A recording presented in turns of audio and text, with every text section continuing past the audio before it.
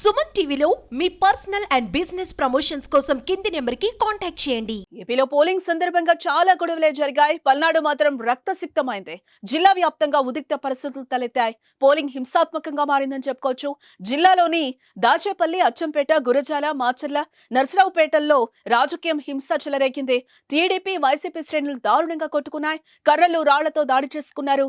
నాటు బాంబులు, పెట్రోల్ బాంబులతో దాడులు చేసుకున్నారు. సోమవారం అర్ధరాత్రి వరకు ఈ ఇరు వర్గాల మధ్య ఘర్షణ చోటు చేసుకోగా పోలీసులు చెదరగొట్టే ప్రయత్నం అయితే చేశారు. మళ్లీ మంగళవారం అల్లర్లు చెలరేగాయి. పోలింగ్ జరిగిన తర్వాత రోజు కూడా వేడి చల్లారనే లేదు.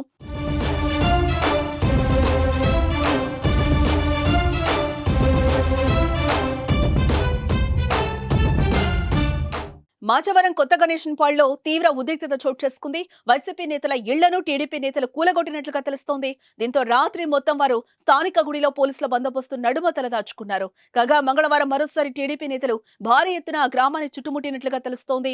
ఈ క్రమంలో వైసీపీ ఎమ్మెల్యేలు కాసు బ్రహ్మానందరెడ్డి, అనిల్ కుమార్ ఘటనా స్థలానికి చేరుకున్నారు.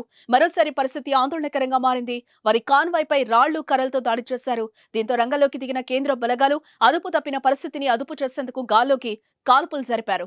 అలాగే అక్కడికొచ్చిన ఎమ్మెల్యేలతో పాటు స్థానికులను ఆ కాన్వాయ్ను కేంద్ర బలగాలతో తరలించారు. కాగా పరిస్థితి అదుపులోకి వచ్చే వరకు పల్నాడులో పోలీసులు ఆంక్షలు కొనసాగిస్తున్నారు.